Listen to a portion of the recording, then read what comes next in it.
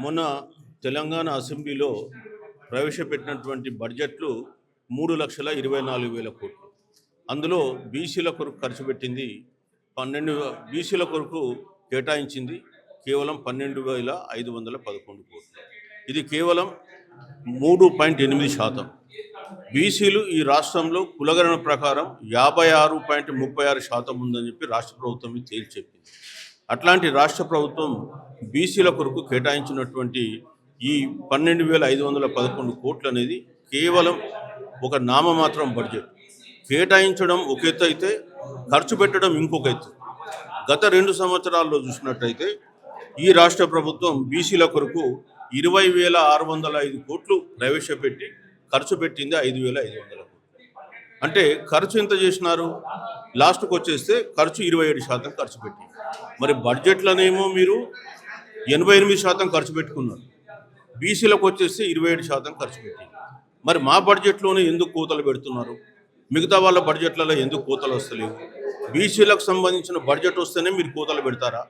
ఇవాళ బీసీలకు రాష్ట్ర ప్రభుత్వం ఒక రెండో శ్రేణి పౌరులుగా చూస్తుంది. ఒకవైపు మీకు బడ్జెట్లో బీసీలకు సంబంధించి ఆర్థికపరమైన అభివృద్ధికి కార్పొరేషన్లకు ₹1 ఇవ్వరు. ఎంబీసీ కార్పొరేషన్లను పెట్టిండ్రు. గత 2 సంవత్సరాల్లో 801 కోట్లు ఇచ్చిండ్రు, రిలీజ్ ₹1 చేయలేదు. అట్లనే బీసీ కార్పొరేషన్కు ₹1 రిలీజ్ చేయలేదు. తర్వాత ఇంకా మిగతా 19 కార్పొరేషన్లలో ఒక్క గీతా కార్పొరేషన్కు నిన్ననే ఒక 17 కోట్లు రిలీజ్ చేసినట్టు తెలిసింది. వాళ్ళకు కూడా నిన్నటి వరకు రాలేదు. మరి అట్లాంటప్పుడు ఈ కార్పొరేషన్లు ఎందుకు పెడుతుండ్రు?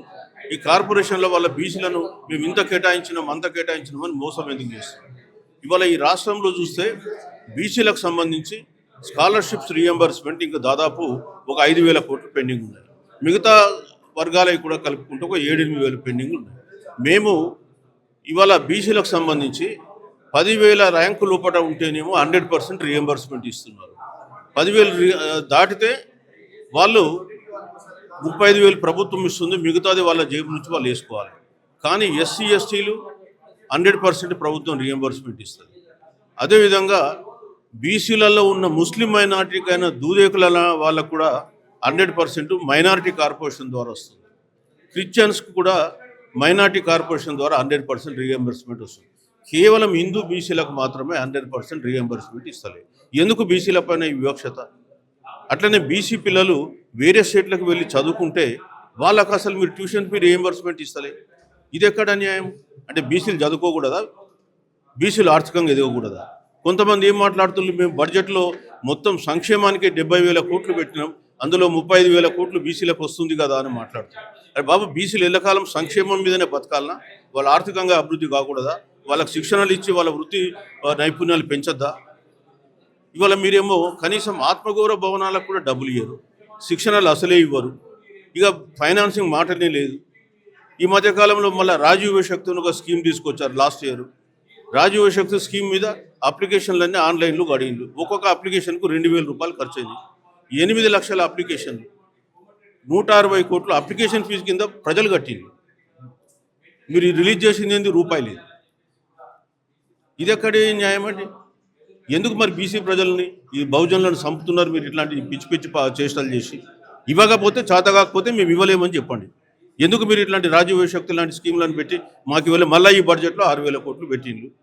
పోయిన సంవత్సరం 6,000 పెట్టిండ్రు, ఈ సంవత్సరం 5,800 ప్లస్ 200 ఆటో రెట్రో ఫిట్టింగ్ అని పెట్టిండ్రు. ఇవన్నీ కూడా చెప్పి బీసీ ప్రజలను మభ్యపెడుతుండ్రు, మోసం చేస్తుండ్రు. ఈ 2 సంవత్సరాల్లో బీసీ ప్రజలకు వీళ్ళు తీరాని అన్యాయం చేసిండ్రు. గత ప్రభుత్వము గత 9.5 సంవత్సరాల్లో బీసీలకు అన్యాయం చేసిందని బీసీ సంఘాలన్నీ పోరాడి వాళ్ళకు గుణపాఠం నేర్పితే మళ్ళీ వీళ్ళు వచ్చేసి అంతకంటే ఎక్కువ తీరాని అన్యాయం వీళ్ళు చేస్తున్నారు.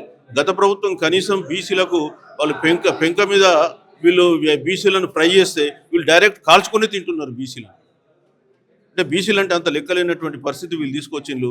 మరి ప్రజలకు ఈ విషయాలపైన మేము అవగాహన కల్పిస్తాం. మేము ఇప్పుడు కోరుతుంది ఏంటంటే, ఇప్పుడు అసెంబ్లీ స్టార్ట్ అవుతుంది, మీరు బీసీలకు సంబంధించినటువంటి స్కాలర్షిప్లో ఉన్నటువంటి అన్యాయాన్ని సరిదిద్దండి.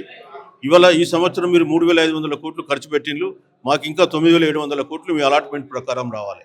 ఈ వారం రోజులలో ఈ 9,700 కోట్లు మాకు రిలీజ్ చేయండి. బడ్జెట్లో మీరు ఏదైతే 12,511 కోట్లు పెట్టిండ్రో దాన్ని 50,000 కోట్లకు పెంచండి. మళ్ళీ తీర్మానాల ద్వారా బీసీ సప్లాన్ కూడా మీరు పెట్టండి. ఇవన్నీ కూడా మేము కోరుతున్నాం. లేనట్లయితే రాష్ట్ర వ్యాప్తంగా మేము యాత్రలు చేస్తాం. బీసీలకు జరుగుతున్నటువంటి అన్యాయం గురించి తెలియజేస్తాం. 2026-27 రాష్ట్ర బడ్జెట్లో బీసీలకు తీవ్రమైన అన్యాయం జరిగింది. కామారెడ్డి బీసీ డిక్లరేషన్లో ప్రతి సంవత్సరం బీసీలకు 20,000 కోట్లు కేటాయిస్తామని చెప్పి రాష్ట్ర ప్రభుత్వం ఓడదాటేదాకా ఓడమల్లన్న, ఓడదాటిన తర్వాత బోడమల్లన్న అన్న చందంగా మరి ఈరోజు బీసీల బడ్జెట్ను కేవలము 12,500 కోట్లు కేటాయించి మరొకసారి మోసం చేసిన సందర్భంగా ఈరోజు ఈ విలేకరుల సమావేశం ఏర్పాటు చేయడం జరిగింది.